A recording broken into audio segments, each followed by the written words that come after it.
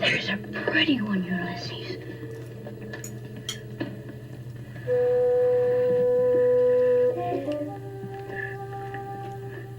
There it is.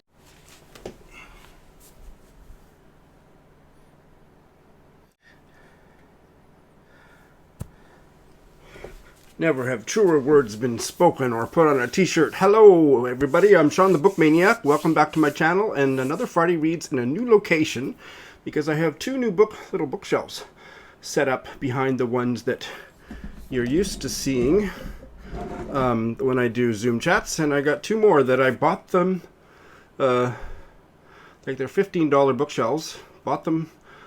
Didn't put them up. I didn't assemble them for like more than a year. And so finally, in a burst of energy that almost killed me and scarred me, hopefully not for life. I have no idea how I scratched my forehead.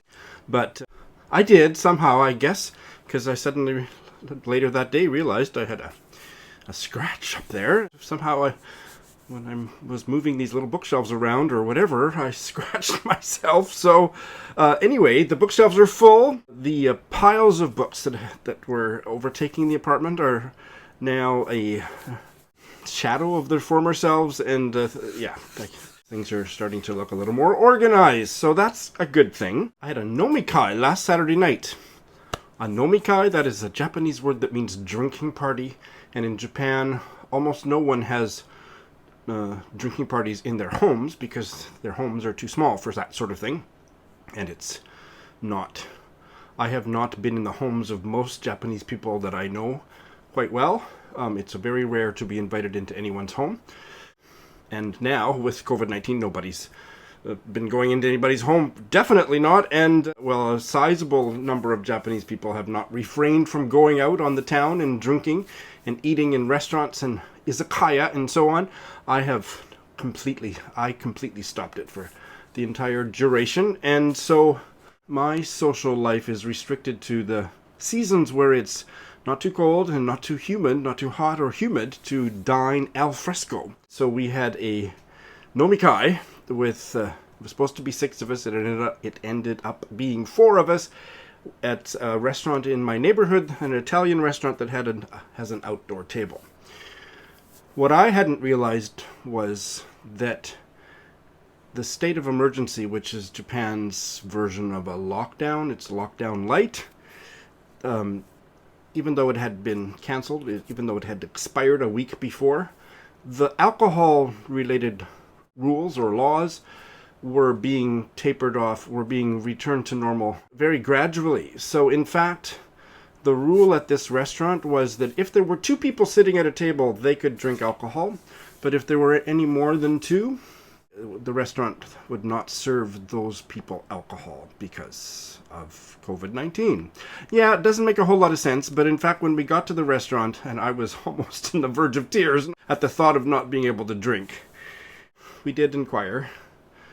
And in fact, the rule was even more fucking ridiculous than that.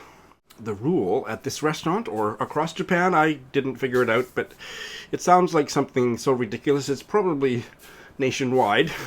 The rule in this temporary stage is if there's more than 2 people at a table, in order to stop the spread of COVID-19, only 2 people at that table can drink alcohol, and we have to choose them at the beginning of the evening and stick with that. So I was one of the 2 people who drank, and and my cousin Lindsay was another, and Mako and Miho didn't drink, although I snuck Mako some wine. I poured it in his empty glass later in the night, but just Jesus Christ, what is this?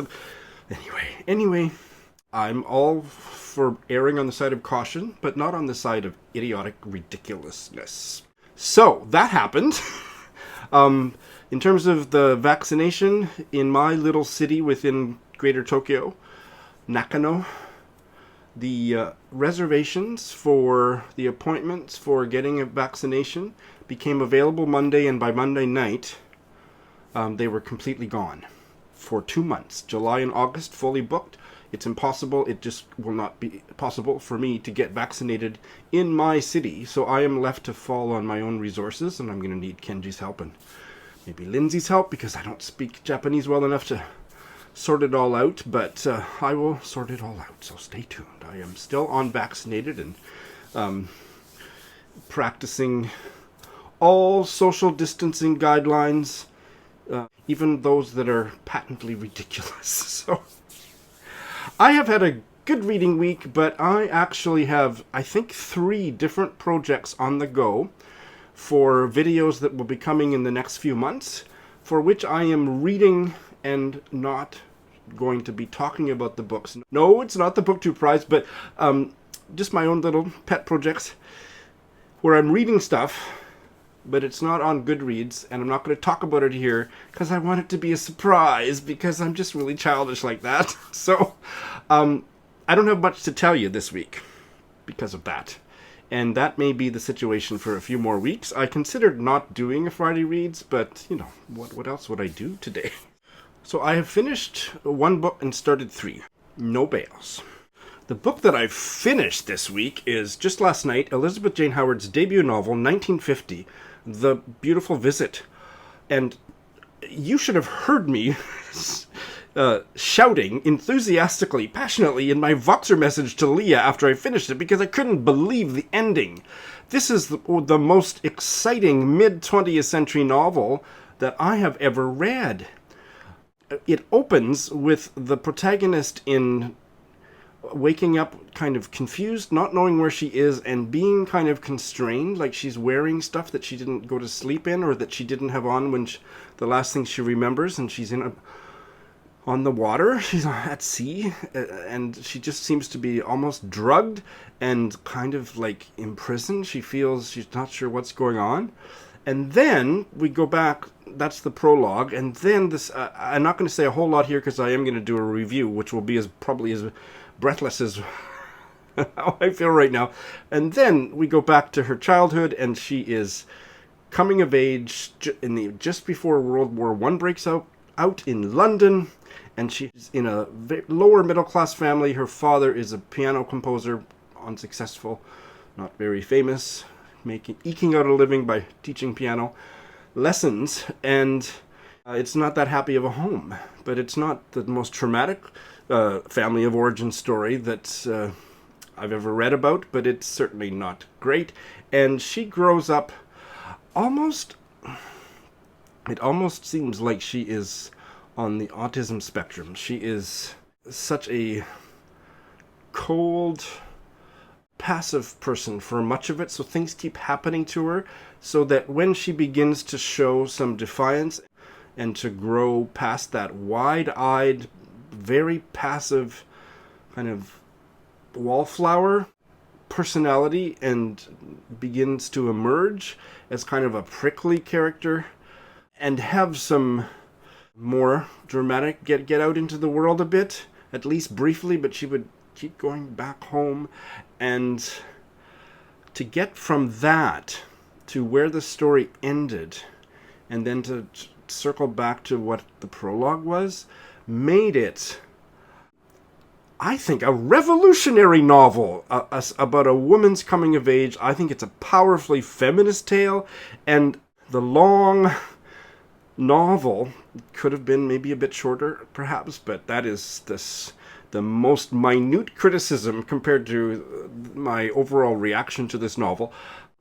To bookend it the way it is, it just feels extraordinary.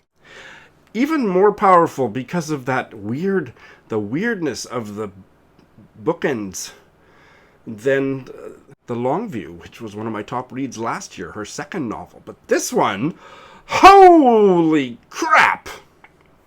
How's that for highbrow literary opining? I have started this lesbian novel set in 1875 Russia, Infraction, by an American lesbian writer, Yvonne Zipter, and I think I like it. I've only managed to read 30 pages, and I'm not sure yet about the writing style. It's set in 19th century Russia, and it's about a single woman, Maria, who is obviously lesbian. From page 1, you know she's lesbian. I mean, you read the back, you know she's lesbian. Based on a true story, who was interested in mathematics and a very intellectual person, and kept falling in love with all of her women friends, or at least some of them, and that's how the story's opening. The author is choosing to use very formal, antiquated diction in not only in the way letters are written. There's quite a few letters in here, and in the dialogue, but also in the narration. I'm not sure about that choice yet, but I'm interested. Don't have a bad feeling, but I'm just not sure about it yet. I'm enjoying the way the characters are gradually being revealed to me, and it does have a fabulous page 112, so I know there's going to be some playfully erotic and tender love scenes coming up, and looking forward to getting to those. And that cover. And I have also started The Prettiest Star by Carter Sickels, and this is starting out really powerful. Set in 1986, a young gay man goes home to his Appalachian hometown after being diagnosed with AIDS, after having been quite alienated from the family and not having much contact with his family for many years. He goes home to die. So it's a very sad story. It's bringing up a lot of my own memories of living through the 80s. I came out in 1986 when AIDS was in full swing, and I knew a lot of stories like this that were just awful. And this is one of them. And very strong characterization. There hasn't been as much about the son who's on his way home so far as there is of the mother, who is a very strong, vivid character. And that's all I can say so far, but it's starting out really good. I've always thought Canada Day was embarrassing, because the whole point of being Canadian is to just shut up about anything remotely connected to patriotism. And now, you know how I feel about Canada. So don't get me started. Yesterday was our national day, and I know some people chose to mark the day thoughtfully, reflecting on what a horrific history we have and how unjust our culture has and continues to be to anybody who isn't white.